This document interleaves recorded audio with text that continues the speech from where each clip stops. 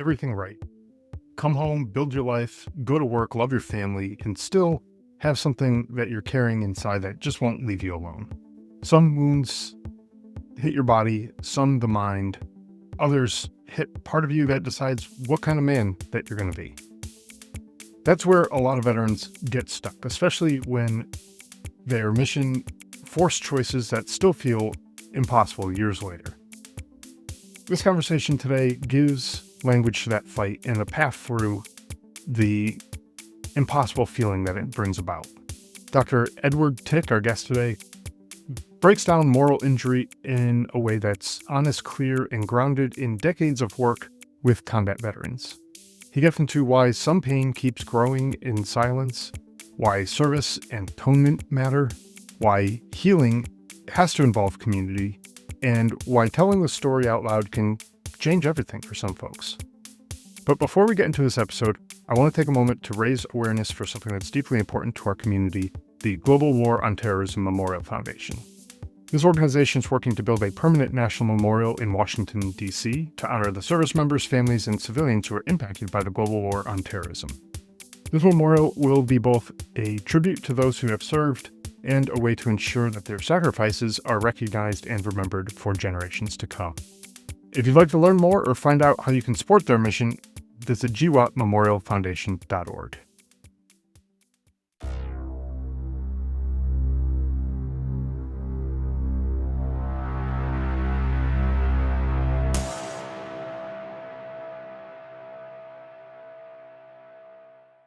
Hey, Ed, welcome to the show. Really glad to have you here. Thank you, Scott. Honored to be with you. Thanks for having me. Yeah, you bet. Absolutely. Before we jump into the conversation, I know you and I had been talking just a little bit here before we started recording, and we already started to get into kind of a flow here, but I don't want to jump right into the conversation quite yet. Could you just give us a little background on who you are, introduce yourself, that type of thing, just for the listeners who may not be familiar with you, just to kind of set the stage for who it is that we're talking with here? Sure. Well, thank you for the invitation Sure, absolutely. to be here and to introduce myself. So I'm older than I look, folks. I turned 75 next. So I am the Vietnam generation. And my long story briefly is it began in childhood. My father had PTSD. My grandparents were refugees from the pogroms in Eastern Europe. So they came with PTSD. My father had PTSD from his childhood and from his military experience. My godfather, my mother's only sibling, was an older brother who was a medic at the Battle of the Bulge. And he didn't have PTSD. They didn't call it that then, but he really had what in World War I was called shell shock. He shook and could barely talk for the rest of his life, even though he lived into his 80s. And he was my godfather. So I absorbed him, though he couldn't talk to anybody, but even standing next to him, I knew I was with the living dead. So That's in my background. I turned 18 in 1969, the height of the Vietnam War.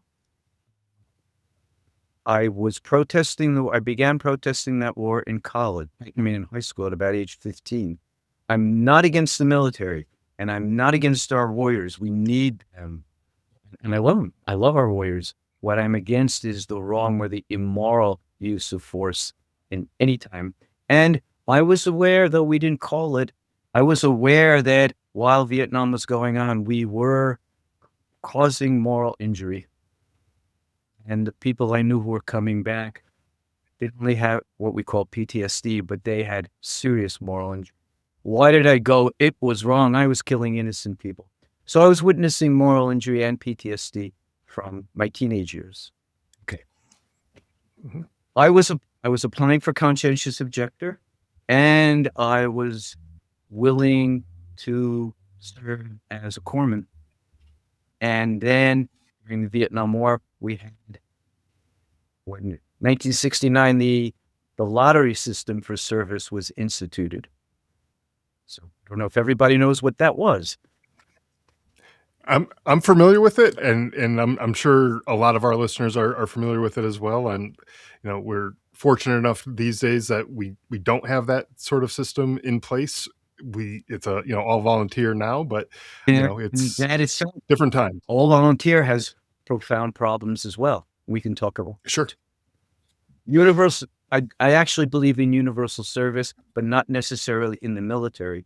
Universal service to give back to the country, and so that every one of us goes through a demanding rite of passage where we have to give back and we have to mature and we have to learn about the difficulties and challenges of being an adult so we can take our place. So I didn't have my rite of passage through military service in Vietnam because I got a high lottery number. I was working for CEO, willing to be a corpsman, and then I didn't have to do anything. And I'm going to own that for my entire generation. That's a moral injury.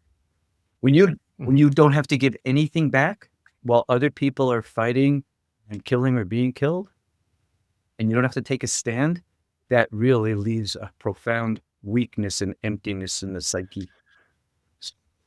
Yeah, yeah, I can definitely see that. And for the listeners who might have heard the small bit that you said that you kind of grew up and you're protesting the war and things like that, and for anyone who might be sitting there thinking like, "Oh man, this guy he's not against or he's not for the military and all this kind of stuff," even though you said that you were, I just want to kind of clear the air here because the way this conversation started before we started recording was the exact opposite of that thought process. So coming out of you, it was respect and it was appreciation and all that for my service that was coming out of you, and it was the same for all the other men and women out there. So I just wanted to clear the air there and make sure everyone is on the same page that I am, anyways, because this is not one of those conversations where you're going to be bashing the military and all that kind of stuff. So On the contrary, thank you for letting our friends out there know, because I yeah, am one of the absolutely, best friends the military has on the planet. But they don't know that yet because we haven't gotten to that part of the story. sure, All absolutely. right, but thank you for letting everybody know. And this has been my life. Serving our military who've served and sacrificed for us has been my life's work. Yeah, absolutely. Yeah. So, and I'm in the brotherhood. And part of my message, I guess, is that we can earn our way into the brotherhood and sisterhood in other ways, not just directly through recognized military service. So I'm not a veteran technically, but I'm not a civilian either because I've spent my life with veterans and serving veterans, and my own heart and psyche are full of military and war imagery and history. So I belong in our community and our brotherhood sisterhood.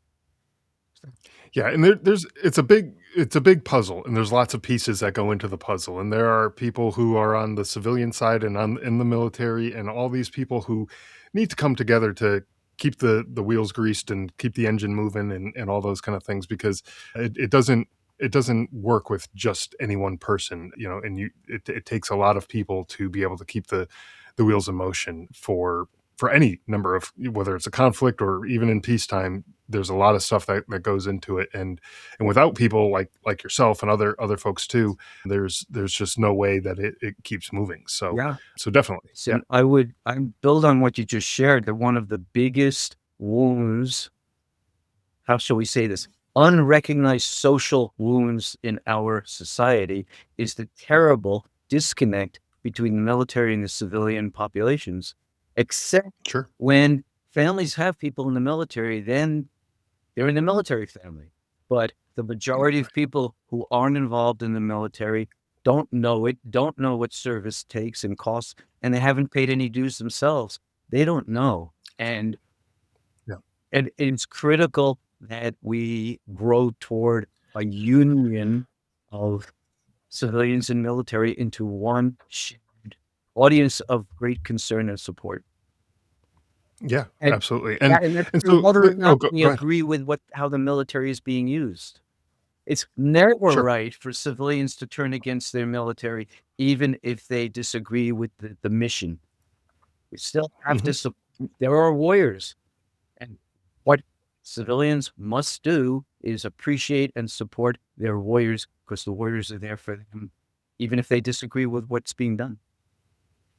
That's right. Yeah. And in the military, you follow orders. I mean, unless it's an illegal order, you follow those orders 100%, and you don't really have a choice. If they're going to send you to some foreign country and you have to go kick in doors and shoot the, quote unquote bad guys or whatever, well, that's your job and you have to go do that. So, it's again part of what the country is asking you to do, and whether someone agrees with it or not in some way, shape, or form doesn't really matter, because those people who are doing it may not even agree with it, and but they have to do it anyways. So, Right. you know, now That can you mentioned that. can Oh, go ahead. I can briefly. Yeah, I'd let We just built on it. I would like to circle back to my own story briefly because yeah, yeah, yeah, yeah. we just shared something of what's behind it. Okay. So, I while in college, I got the high lottery number and I didn't have to serve, and I knew something was missing in me. I wanted to give and wanted to give support to the people serving. So, uh, flash forward, 1975, I graduated with my master's degree in psychology. I moved to a rural part of central New York State. Um, and I was invited into a medical practice to be the therapist there. So our beginning, was how old was I? I was in my mid 20s at the time. And some of the people who started to come into that early young practice when I was young and innocent were recently returned Vietnam veterans. Okay, Okay. Couple of things. One thing was people told me they're dangerous, they're crazy, don't work with them. Second thing is there was no literature training about it at all at the time. Third is there was the, the name of the wound, post-traumatic stress disorder, wasn't created until 1980. And I was with our vets like 5 years before that. hmm, And most importantly for me was I didn't have to serve in Vietnam during the war, but here are brothers coming in asking for help. Oh, I have the opportunity to be a home front doc. So sure. back then in the mid 70s, when I began seeing veterans, I committed myself to doing the work, to running away from it, even though it was scary and we didn't know what we were doing. And I adopted the identity that I took my oath, my own spiritual oath, to grow into the identity of being the best home front doc for the invisible wounds that I possibly could learn how to be. So I took that vow Yeah. in 1970s, and I've been doing it ever since. And by now, I'm considered one of the subject matter experts in the field. The Chaplain Corps, the Pentagon chose me. Chief, Chief, sorry, I'm stumbling. The Chief of That's okay. Chaplains of the U.S. Army, stationed in the Pentagon, chose me as the subject matter expert on moral injury and PTSD after my book War and the Soul came out. So I did serve that way in our military for a decade. And I'm Okay. working all over the country and overseas, our military and veterans now for it's been going on 50 years. So I've earned my place. And as I said earlier, I am in the brotherhood. Sometimes I'm called Doc, and I really glow with honor and pride and dignity and feel like my life has been worthwhile serving all of you who make our collective lives worthwhile and safe. Well, absolutely, and that's a great way to kind of, I guess, sum all this up. Is that, it is an honor to be able to serve, whether it's you're serving your country in a uniform military capacity, or you're serving those who served in one way or another, and in your case in a, mental health field, and especially back then where mental health was probably not to the extent that it is today as advanced. Like you said, the phrase PTSD, or that title for that diagnosis, didn't even exist back then when you started. So things have come a long way. There's been a lot of progress in the field, and being a part of that is probably pretty special as well. But I want to circle back to something that you had briefly mentioned kind of in the beginning of this episode, and that's the term moral injury, which some of our listeners are probably familiar with what that is, but maybe not everybody. Would you be able to give us maybe a quick overview of what moral injury is, and maybe an example or two? Sure. So moral injury is defined as the impact on us psychologically and spiritually when we either do, participate in, or witness any events that go against our most deeply held values. Mhm. Basically, when we betray ourselves because we do something wrong, something Sure. that we judge as wrong. So moral injury is a relatively new concept.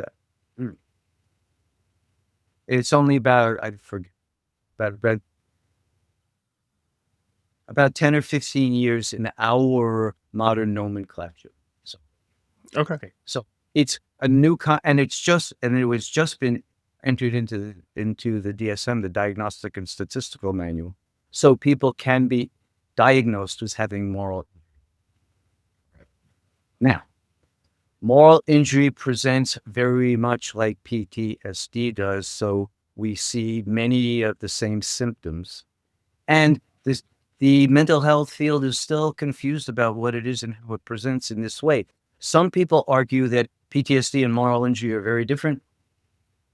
They're different wounds, and PTSD focuses more on the body and the central nervous system, and moral injury on the feelings and the spiritual dimensions. Some people believe that. Some people argue that no, they're really one and the same. Moral injury is in the core of PTSD, and that we are really a unified being, and our troubles can manifest in anywhere: Mhm. mind, body, heart, spirit, community, all of those. Sure. Okay. So, and with full transparency, I am in the second school. I believe that moral injury is in the center of PTSD. I go way back with moral injury.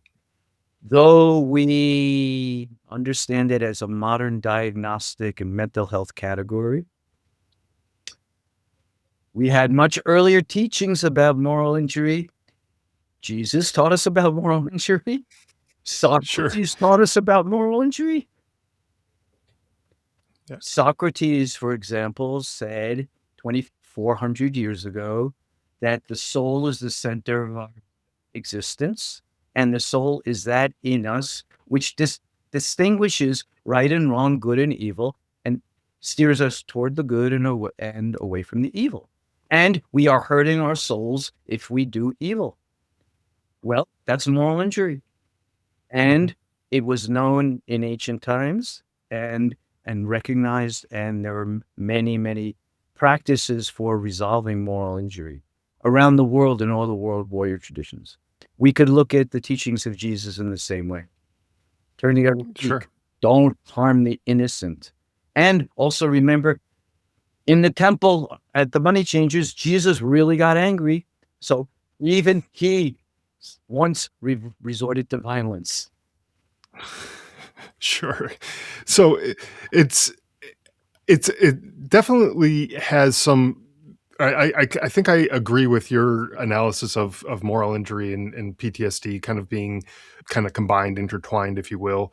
There may be some instances where maybe that's not the case. Perhaps I can probably be convinced of that as well. But I think as far as the moral injury side of things goes, I wanted to bring that up because it is so new and there's a lot of it's been talked about a bunch lately, and I wanted to make sure that any of the listeners who might have heard it someplace else or just kind of stumbled across it, they had an idea of what it actually meant and what it how that might apply to their own Sure. situation, what they might be going through. And I always look at it as it's something that, like, you brought up religion with Jesus, and so I'll kind of continue with that. But a lot of Christians have the mindset of you shouldn't kill people, and then they go and join the military, and now they're being asked to go kill people, No, and then they do, and now there's a conflict there between what they've been taught all their life as a Christian, and then what they ended up doing. And now, well, okay, am I going to go to hell because I did this thing that was totally against all the teachings that I had, growing up and all that? And it puts your mind in a conflicted state, because one side, no, you're not supposed to ever do this, and the other side, I had to. If I didn't, I'd be dead. Right. And so, or somebody else might have been dead. So it's it's that inner conflict, that struggle between one side and the other. It's almost like the old cartoons where they had the angel and the devil on your shoulder, and it's like pulling you between two different Yeah. ways of thinking, right? Yes. Right. And that's the way I've always thought of it, Well, anyways. I'm with you very much. The angel and the devil are both on our shoulders. We're both made of stuff, angel dust and devil dirt, both part of us. And unfortunately, tragically, war brings out the devil. It Sure. has to. And so what you and I are sharing with our listeners is really that moral injury is inevitable in warfare, even in a Mhm. good war, in a just war, even in one that we say is justified or purely for defense. We are taking life, we are destroying. And our religions do teach us we shouldn't.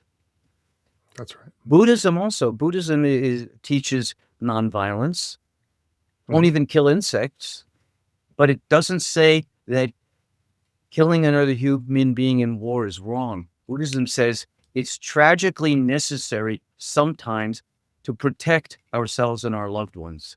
That's different Mhm. than thou shalt not kill, but I did kill, and now I'm torn apart. And in fact, the Bible, the commandment in the Bible is not thou shalt not kill. It's thou shalt not Right. murder. That's right. Yeah, Even and it's very often misquoted in that sense, and so that's why I wanted to bring that up. And actually, I was going to get to that, and I forgot to even bring that up as I was bringing up that point. But you're right. It is, thou shalt not murder, and that's a different thing than fighting in war, and Mhm. defending yourself, defending others, defending your country, those types of things. And there are examples even in the Bible of wars that took place and fighting that took place and people being killed, and so yeah, but there's still that inner struggle, that inner conflict between Sure. what I did and what I've been taught to Mhm. do, and all that, and so I'd like, oh, go ahead. I suggest that we would be preparing our troops much better for the experience, the military experience, if we taught them what moral injury is in the beginning during training, and if we taught them how difficult service was going to be, and you're going to have to do things that are going to tear your heart to shreds. We're teaching you how to Yeah. kill. We also have to teach you that it really hurts to kill, and it should hurt to kill, and that you are going to come out with emotional and spiritual distress that Hmm. is going to bother you, and you're going to need to work hard to resolve it. So I translate, since we have the acronym PTSD, I translated it in two additional ways in addition to stress disorder. And apropos now, I also translate it as post traumatic soul distress. Okay. Okay.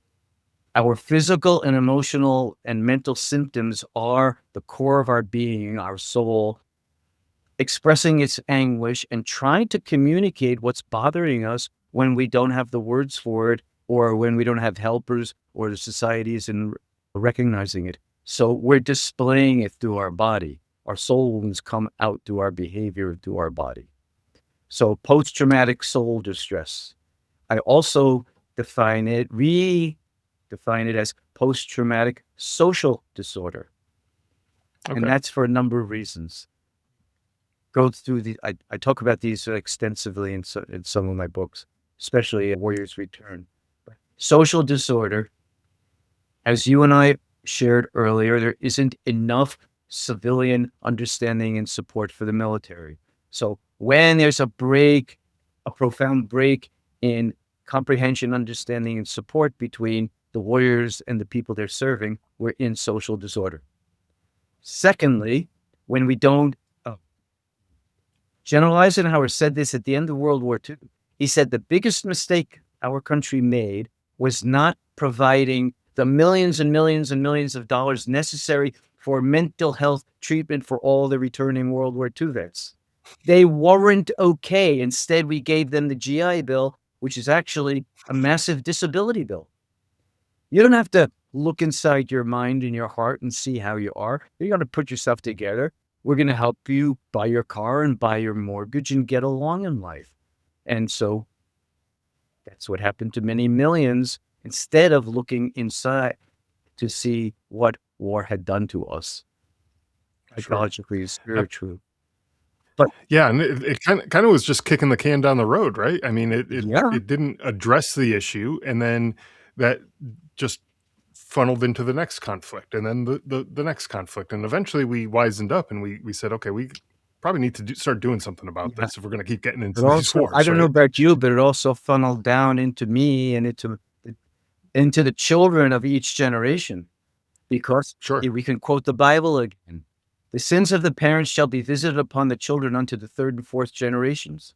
That's true about PTSD. It's definitely transgenerational, only it's not the third and fourth generation. It goes on and on and on through all the generations until somebody does serious healing work and ends it in themselves. So Hmm. my father had severe PTSD and he was emotionally and physically violent. So he sure taught me what PTSD is like. Yeah. And it's unfortunate, but it's true. That does happen, and it's not every single person who has PTSD is not like that, fortunately. But unfortunately, there are those people who do affect other people around them, and it kind of has this ripple effect where it's that one person is in the center of that ripple, and it kind of radiates out to immediate family members Right. and other folks who are in their life, and it is troubling, but I think we're doing some good work nowadays to help address some of this stuff, to allow those people to heal Yes. and not push that down on the next generation, which Mhm. then continues for generations to come. Now, speaking of the things that we are doing to help folks with this, what are some of the things that you found are helpful for veterans healing from moral injury, who might come back with some sort of moral injury? What are you doing or seeing that works with them to help get over this type of thing? Well, I'm going to be somewhat radical here. Okay. They have been leading healing and reconciliation journeys back to Vietnam beginning in 2000. I did that until the pandemic stopped it. So for 19 years, I led healing and reconciliation journeys back to Vietnam. And we met with the Vietnamese people. Every journey was different because I designed each one for the veterans who were going. So everybody wants to go back to their AO, where I served, who I fought. Sometimes we were able to, we always met with Vietnamese veterans and had reconciliation groups. Always. We had art exchange groups. We had poetry reading where the veterans read to each other's work. Regarding moral injury, our veterans want to know, I'm just talking about Vietnam now, but this is true about all wars. We want to know that the damage isn't forever, that people and the land are recovering. So Hmm. veterans need to go back to see that the Vietnamese people on land are okay. They're good now. More importantly, they want to be with people that they fought against and people they harmed. So sometimes I was even able to find veterans from the same battle who fought against each other and have them in reconciliation groups. Regarding moral injury, our veterans suffer very much from the damage we did and what we left behind and whatever they had to do to stay alive and to serve the mission. And in this is true about all our wars because our military is so technologically advanced and sophisticated. We always, and the wars are always elsewhere, at least until very recently. Sure. So The damage is elsewhere, the death and destruction are elsewhere, and we don't see it here, though we see some of it in the media. So our veterans do feel like they have done quite extensive damage, and we don't only practice exchanging forgiveness, but also atonement. Hmm. With our veterans, we built 2 schools in Vietnam. We've helped build Agent Orange treatment centers. Many of our veterans have adopted disabled Vietnamese children. We've, for a decade and still going on, we've been running a program for a destitute village in the Central Highlands, providing them with pregnant mother pigs, so that Okay. so they can feed their family and also have an industry. And they'll they'll never be able in their own lifetime to save up the $350 that a pig costs. They are so desperate. Hmm. However, give them that and they'll be able to, it's enough to start a family industry and support the family ongoing into the future. So Sure. all this is to say that we can address moral injury directly by addressing the harm we caused, the damage we've done, and practice atonement and give back, put the world back Hmm. together. Most of the English language comes from other languages, but the word atonement actually comes from English. It really means what it says, at one mint.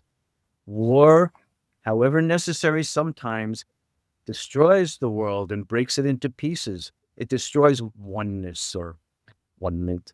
And afterwards, we reverse the process by doing good for others. It doesn't have to be overseas where we fought, but what's really important is that we experience ourselves as positive forces contributing to the world in a positive way. So, Hmm. well, know this, we'll tell our friends listening, veterans in huge numbers and very large proportion are our first responders. We look for continuity between military service and civilian service. So our police force, our fire departments, conservation squads are loaded with veterans who have skills that they learned from the military that are applicable in civilian service this way. So Hmm. another way to heal from moral injury is to give service either as a volunteer or in some recognized capacity, but you have the skills for serving in danger and distress. You know how to do it. And you can go into dangerous settings where civilians will run away. So find a Hmm. way to give it and to use it. Bless our veterans. This has happened in some of our horrible mass killings, where in Florida and in Las Vegas, when the shooters were going after the kids and the concert goers, they were all running away. Veterans in the crowd turned around and ran toward the shooters to stop them and to protect the civilians. Right. And some of them died in Florida, saving the children. We need warriors always. And we need warriors That's who right. are able to do this and to serve properly and still be willing to sacrifice themselves for the good of all. So there's so many ways to find to give and give back and experience yourself as a good person, not de- defined by tragic things you might have had to do in the war zone. Right. And I think that's a key phrase that you just said there at the end there is things that you might have had to do. It might not have even been your choice. It might have been a situation where you were forced into, having to engage with a child maybe who might have been carrying a bomb Yes. or something like that, which or even a rifle or something, and that that could definitely affect the way you look at yourself. I know for me, I had a situation similar to that, and that for me, when I came home, I was like, that was kind of a lot different than what I thought I was as a person. I looked at myself more as a protector of young innocent children, and then you get a 10 or 11-year-old kid who's holding a rifle, and it's like, okay, well, is that person even innocent anymore? And then there's that inner conflict that we were talking about before, and so it's difficult, and you have to, like you said, you have to try to work through that, and kind of help figure out how you can continue with that. And it's not easy, but with some work and some practice, and working with someone like yourself, people can do that. You can find your way through that, but you have to put in the effort, and you put in the work to in order to do it. You can't just sit there and let that fester and manifest in your head, and continue to grow, and that thought gets deeper and deeper and deeper, and eventually it just gets so deep that it's like that hole you're never going to climb out of without a lot of help. So it gets really difficult when you don't address it, and you just let it sit there and continue to grow in your mind. And some of these reconciliation and healing journeys that you're talking about, going to Vietnam, whether that's a possibility for folks who served in more recent conflicts, maybe it is, maybe it's not, I don't really know, but that might be something that will help some folks, if that's something that they're able to do, in the future. Uh, Right. I've taken some sandbox war veterans to Vietnam with me on these journeys. Okay. Oh, let me share. This is a good one. Good story. Okay. First time two Iraq combat veterans came to Vietnam with me. They wanted to be with Vietnam brothers. Your generation looks up to the Vietnam War generation, of course. You're our older brothers. Hmm. You're in this is the legacy. We're following you. They wanted to be in Vietnam with their older brothers. We had an amazing 2.5 weeks. We're in our closing circle, the last circle of the journey, and everybody's sharing. And our Iraq vet says to speak last. Everybody else shared. We got to them. They said, we've talked about this. So actually, we both have the same message to all of you. What we learned is we're going home and we're going to do our really difficult mental health work right away, because we're not going to wait like we all waited. We don't want to look in 30 or 40 years. We don't want to look as effed up as you still are and in being so much pain. So thank you for Sure. what you did. Thank you for teaching us. And we really understand the consequences now, and we've got to work really hard on ourselves. So Yeah. that's true. And that was real, and that was good. Um, Yeah. Vietnam and going to Vietnam well, I'll say more.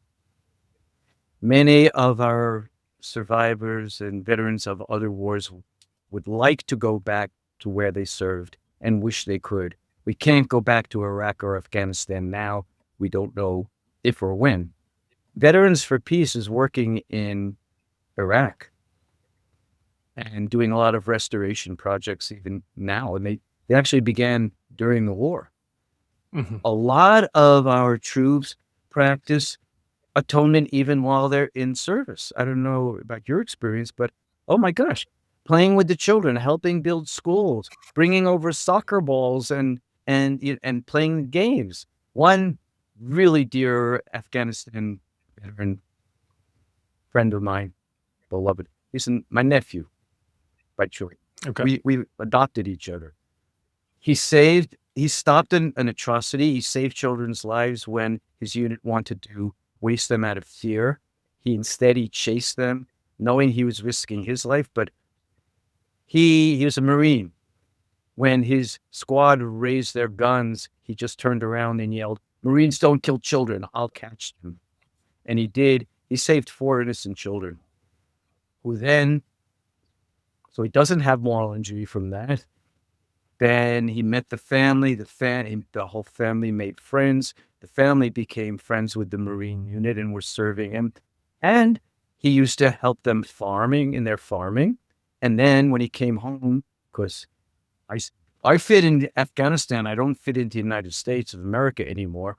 So he bought a really raw piece of Wyoming land. And I learned goat farming in Afghanistan. He's a goat farmer. Okay. That's also atonement in a way. I'm taking what I learned from the other people and I'm using it here as well. I can think of 3 Marines I know who served in sandbox wars who converted to Islam for Okay. as their form of atonement and healing their moral injury. I went to war against this religion. I don't know if it was right or wrong. I want to find out what this religion is, and I want to support its survival in a positive way. And then so many people are in positive service. There's a tanker I worked with, who from Iraq, who had Mhm. terrible moral injury and could hardly speak what he said, what he had done. Finally, it came out, and finally, the building he had to blow up to get to the snipers and all the families that he killed. And as he resolved that, bless him. And he was married, but he couldn't perform and they couldn't have children because he went frigid in the war from Okay. his tank.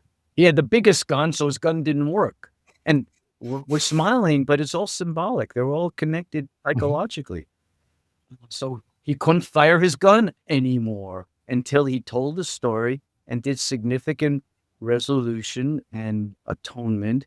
And bless him, he became a very, very good social studies teacher because he knows the real thing. He knows how to teach history because he helped make it, lived it. Sure. And he and his wife reconciled and they've got a beautiful baby boy. So Excellent. all this is to tell our friends, yes, healing is possible. And every Mhm. country doesn't have PTSD and moral injury the way we do, because it depends so much on how we're trained, what is the purpose of the war, whether it's aggressive or defensive. Another thing I learned in Vietnam, I researched this all over the country, hundreds and hundreds of interviews with Vietnamese veterans. They don't epidemic wartime PTSD like we do. There's very little in Vietnam for a lot of reasons, but a main reason is they were defenders, not aggressors. We're Sure. only trying to protect our country and keep it unified. And their spiritual and religious background, Buddhist, Confucian, Hinduism, ancestor worship, that for thousands of years, it really creates a very peaceful people in general who can fight like the demon when they have to, but also stop immediately. Sure. Vietnamese veterans over there will say, this is a quote, the war was over on April 30th, 1975. We were your friends on May 1st. Why did it take you so long to realize that? Right. So also Yeah, and teaching that's a good to point. not to hold on to anger and want vengeance, but Yeah. let it down. A real warrior is in the war for the collective reasons of protection and preservation, not a personal reason for vengeance. And I hope I'm not hurting you saying that because I know you lost your brother, and I don't know if Yep. hatred or rage or vengeance awakened in you at all, and it would be natural if it did. Yeah, no, and don't worry about that as far as I'm concerned or anything like that. It's of course there was some anger and that type of thing going on, and like you said, that's I think a normal human reaction to these types of circumstances. But the thing that you were just talking about, where the next day they were friends, you were enemies one day, and then the next day they looked at it as we're friends, and then we have our guys coming back home, and then it's not until decades later that they decide to do something to get some help, and they're carrying that anger and that rage and the all the negative emotions that surrounded the time that they had in war, and they're hanging on to that for decades, and then eventually they finally decide to do something with it, and at that point it's so ingrained in them that it's really difficult at that point to start pulling yourself out of that. Whereas Yes. the Iraq, I believe it was the Iraq veteran that you mentioned who went with the guys to Vietnam, to who said that they want to start working on this immediately, like right now. And that makes it a lot easier, I think, Mhm. to be able to heal from it when you're dealing with it right off the bat and not waiting so long, right? Yes, that's true, and that was the philosophy. We don't have many, but our military did create critical incident teams, and the goal was get to our soldiers, our troops, as soon as possible, immediately after the incident, or as soon as possible, Mhm. because you're certainly right. In working with trauma, the sooner we get to the survivor after the trauma happened, the more accessible the emotions are, the less damage is done to the nervous system, the less time it has to eat its way, corrode its way into our body mind system, and the more accessible we are to doing the healing work. So Yeah. sooner is better. Also, the age in which it happens is also really important. And that's a challenge for us because we're taking people into the military at a young age. I mean, 18 and younger with permission or lying your way in. In in Ukraine, in the last few months, Ukraine tragically, regrettably lowered their draft age to 25. This entire war, it had been 28. They were not sending young people because they know the damage is much worse the younger we are in a trauma-creating environment, the more Sure. damage because it becomes part of our development. And the brain is not a mature at the adult level of maturity and stop this rapid growth until our mid-20s. So sending 18, Right. 19-year-olds, no offense to us, but you're still kids. We're still kids. Right. We're still Right. and we're putting the violent experiences or even the military experiences, we're making that actually part of our child rearing and child development. So it's shaping our personalities in ways that doesn't happen if we're older and we have some resilience to trauma because the adult personality has coalesced. Absolutely. I want to skip ahead to something else that we briefly touched on earlier in the conversation, but that's the role of whether it's families or the community around you or just, the civilian population in general. How can those folks better support the veterans who are dealing with either moral injury or PTSD, combination of the two, or however that might look in the individuals? I know it's probably hard because they don't have the same understanding of what folks have gone through. They might just have the Hollywood version of what people have gone through in the military, and that might be the extent of it, and thank God it is. But is there things that, like, kind of on a broad scale, that we can do as a society to help those folks who are dealing with moral injury and PTSD? Sure. Yes, it's true that most Americans carry Hollywood versions of what military service and war is. Dear, one of my best friends in life, not a client, one of my best friends, real soul brother. His name was Willie. He had been a recon patrol sergeant in Vietnam. So he was through the worst of the worst. And he used to Mhm. say, nobody learns what war is from a movie. If we want to teach moviegoers what war really is, well, you fill this theater, you have a blank screen in front of them, you have one combat troop with his M16 behind the screen and just open fire for 30 seconds. Then people will know the real thing. Yeah. It's so much worse than anybody can ever imagine. And we need the civilian sector to know that. So I also, when I said that I redefined the acronym PTSD, in addition to soul distress, I also call it post-traumatic social disorder because of what we're sharing about the divorce between the civilian and the military. We need our civilians to be as involved as possible in every aspect of warrior return and recovery. Another great story that demonstrates this.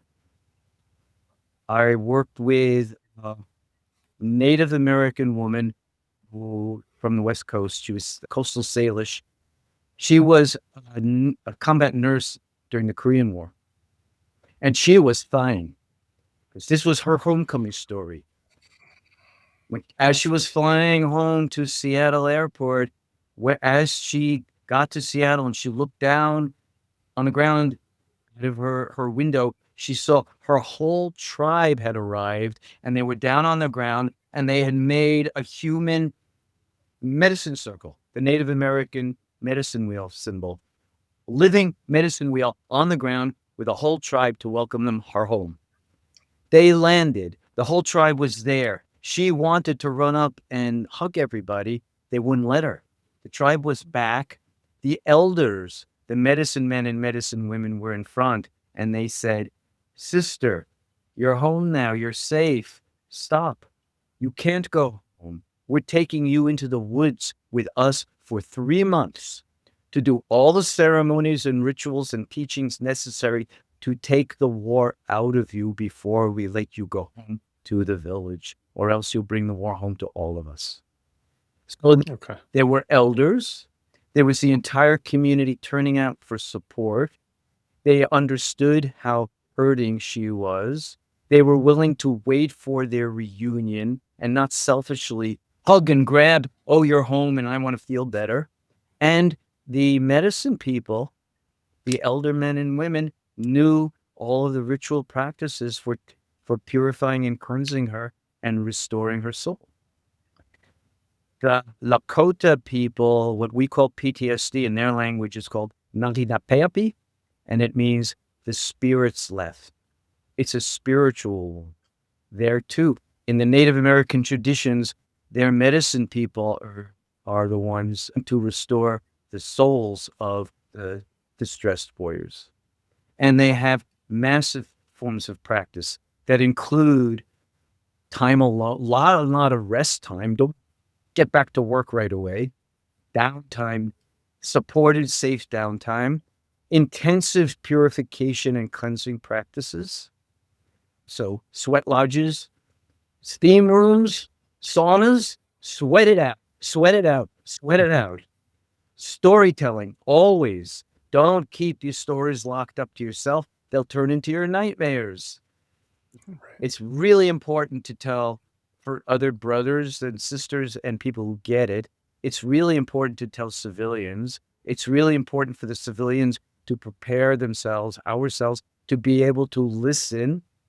I had secondary PTSD for a couple of years when I began working with veterans because I was exposed to so much traumatic war material that I had never heard. And I knew it was horrible, but not as horrible as some of the things I heard.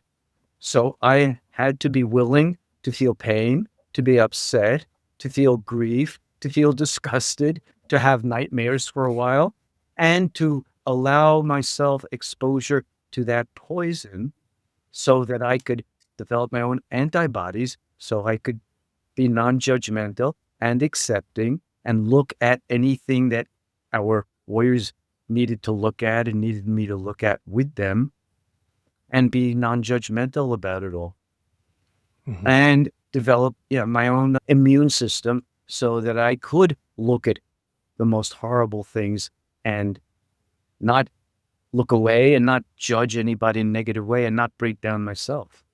So it would be great to have civilian training programs for how to talk with our military and veterans and get our civilians ready to be together. And then eventually in programs together, talking circles that include civilians. So the veterans are telling the stories and the civilians are learning and witnessing and being exposed and gaining some degree of initiation themselves. Yeah, absolutely. When you have that community come together, like some of the Native American folks that you were mentioning there, where they understand what the person might want, but also understands what the person might need. And Right. those two are not always the same thing. And, you might want to go run back home to your family and to your normal day-to-day life that you left beforehand. Well, you're not always the same person that you were when you left. And so to just jump right back into the old routine that you were in before without doing anything to help yourself get back into that routine, or any type of work at all on what you had gone through, might be doing yourself a disservice. And you might be in that space and then find yourself unable to operate in that environment without having gone through some sort of work, whether it's some of those rituals like you had just mentioned, whether it's going to talk to a mental health provider, or even like a group therapy type thing where you're sharing your stories to either other veterans or civilians or other folks who maybe have gone through certain similar things. Nobody's gone through the exact same thing as you have gone through, and so, but you might have find somebody who has gone through something similar enough that they get what you're going through, and you can share that with them, and get that off your chest, if you will, and not let it just fester inside your head to the point where you feel like, I can't tell anybody about this because this is such a shameful thing, or it's such a terrible thing that I went through, or that I had to do, or whatever.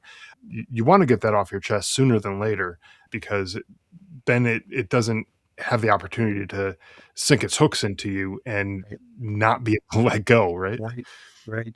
I'm underlining and emphasizing what you said about you might not be the same person when you come back. You Mhm. won't be the same person when you come back, Sure. and neither will any of your family members be the same person when they come back. So That's true. your spouse is different. What did your Mhm. spouse go through during your deployment? Referring back to the tanker whose story I told Mhm. earlier. So for a while, I had him and his wife in marriage counseling, and he didn't want to tell his stories. And she really wanted to know why he was hurting so much. So he finally blurted, "You really want me to tell you about the building I blew up and all the dead bodies I had to scrape off the roof?" She said, bless her, she said, "Yes, I really want to know, but on one condition." You don't really want to know. I really want to know. No, my condition is I'll listen to all of your stories. If you listened to my story and how much fear and pain I was in during your entire deployment, and how I was watching the news every night, seeing if they were reporting you dead. I had a hell of a year also. So we don't know each Mhm. other anymore. So we've got to start again. And so let's make this marriage therapy into like a reacquaintance with the two people we've become now. And let's start dating each other and put it back together. That's what we have to do. Nobody is the same. And coming home is really hard. And Yeah. difficulties of coming home, also a source of PTSD. And sometimes even worse, because we Mhm. go to war, we know there are people out on the other side of the world who want to harm us. We come home and we expect our country to love and support and respect us and treat us well. And if we don't get that, that's profound betrayal. And that also contributes to a traumatic wound. Absolutely. And like we were discussing before we started recording, the folks who came back from Vietnam especially had just a terrible homecoming, and a lot of them were treated terribly. They were spit on, they were called names, they were even assaulted, and other things like that, that were just such terrible things that happened to them. And could you imagine being that person who went off and did all these things that maybe they didn't want to do, but they had to do? That was their way of defending themselves and defending their other soldiers or Marines or whoever, and doing the work that they had to do. And not that they wanted to, but they had to. And they came back and they're being treated like garbage for doing something that they didn't want to do in the first place, especially those who were drafted, who didn't enlist and want to go. A lot of people who were drafted, they were forced to go do something that perhaps they didn't even want to do in the first place. So it just leaves that just a bad impression on that individual when they're not treated well and not supported and not given the resources and stuff to be able to heal. And then they do start to feel like, oh, I can't share any of my experiences with anybody. Never mind, telling their story to, on a podcast like this, or writing a book or anything. It's like I can't even tell my spouse, the person who I used to be able to share everything Right. with. I can't even tell that person. And so they keep that all bottled up inside. And eventually that stuff needs some place to go. And if it doesn't have a place to go, then it just leads to worse and worse things down Yes. the line. So Everybody, imagine we're in a swimming pool and we're playing water soccer or basketball. What happens when you try to push a basketball underwater? pops right back up. And the harder we push down, The harder it comes back up. that's simply what happens with our emotions and our memories. That's Yeah. right. And so we Yeah. have to work really hard to push them down, and we're making ourselves ill doing it. We need each Yeah, other, absolutely. and we need, and who said that?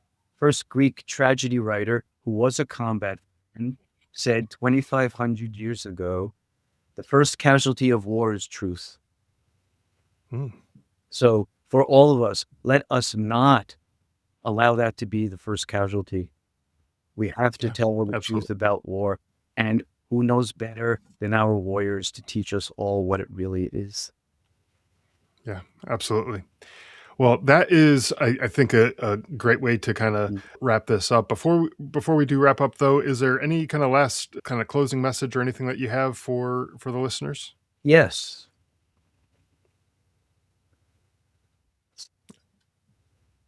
Don't want to sound trite when I say thank you for your service, but we need our warriors. Thank you for being our warriors. Thank you for taking on all of the sacrifice and suffering and challenges that you have.